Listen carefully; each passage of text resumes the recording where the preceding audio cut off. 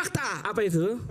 Daerah Nusa Tenggara Barat Terus? bukan basis pemilih Pak Jokowi, Betul. tapi diperhatikan, bos. Ya. Itu fakta. Saya orang NTB. Saya diperhatikan. Saya orang NTB. Apa yang Coba kasih contoh, Tunggu. Saya ingin tambahkan Ini saja. saya mau klarifikasi. Anda mau, ya. Saya mau kasih contoh. klarifikasi. Tadi Saya ingin menyebut tambahkan saja kata mengenai KPK. data saja, data. Ya. Data kan tadi disebutkan. Oke, boleh, Pak silakan, silakan. Itu adalah terbaik lah macam-macam.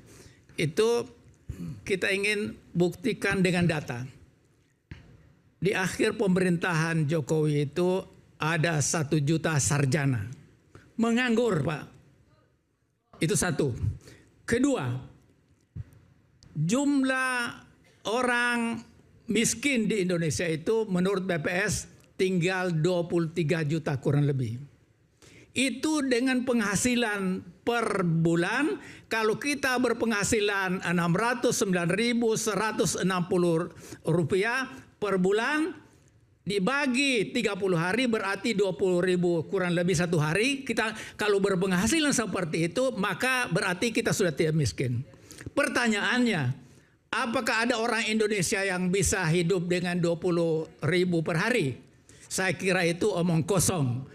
Sejak dulu saya mengatakan itu kita membohongi diri kita sendiri. Satu. Jadi kalau mau dibuka, tingkat Kalau kemiskinan yang lebih tinggi. kita bisa terima itu adalah dari Bank Dunia. Bank Dunia dia mengatakan kalau kita berpenghasilan 6,85 US dollar per hari, kalau kita bagi dengan kurs rupiah sekarang sekitar 16.300 rupiah, berarti kalau kita berpenghasilan 1 bulan itu 3.300.000, maka itu ada masuk akal, Pak. Kalau kita berpenghasilan seperti itu berarti kita sudah tidak miskin. Artinya sehari 100.000 per orang Ya, lah. 120.000 per hari. Nah, Itu masuk artinya akal. apa? Kalau kita mengacu, pilihannya kita mengacu apa yang disampaikan BPS atau kita mengacu Bank Dunia. Saya termasuk yang lebih percaya Bank Dunia. Kenapa? Nggak ada orang yang bisa hidup dengan 20.000 per hari. Nggak ada orang yang bisa hidup.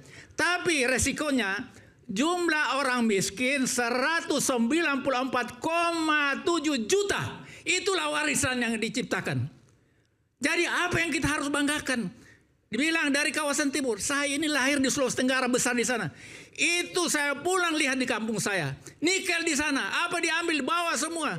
Jalan rusak, rakyat miskin. Polusi di sana. Apa yang dibanggakan? Jadi inilah praktek yang dilakukan oleh bangsa kita yang harus kita perbaiki. Jadi benar yang disampaikan tadi itu kita punya teman itu yang sangat bagus. Jadi kita berhentilah untuk membenarkan yang salah. Yang salah itu salah. Yang benar itu benar. Realitas. Pak, saya sosiolog, Pak. Saya sosiolog, saya pergi ke Johar Baru, saya pergi ke mana-mana, lihat betapa susahnya orang bawah ini sendiri, Pak. Ini juga banyak yang belajar. Jadi saya bicara realitas di lapangan. Saya bicara di kampung saya. Saya di kampung saya waktu saya sempat di DPR, walaupun tidak lama, saya ada pesantren di sana. Tanya, bagaimana kehidupan di sana? Makin susah katanya, apa-apa mahal, kecuali pokoknya susah lah pengisuran. Apa yang terjadi, Pak?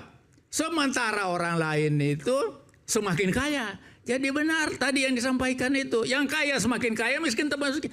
Negeri ini didirikan untuk rakyat, bukan untuk orang sekelompok kecil.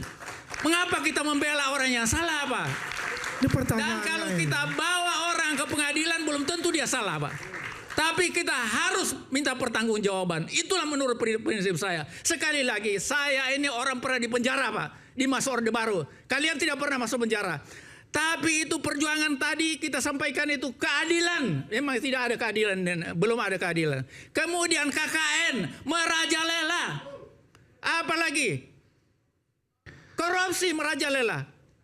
Kemudian tidak ada pemerintahan yang baik. Begini. Inilah yang harus kita perbaiki bersama. Jadi jangan kita membela orang yang salah.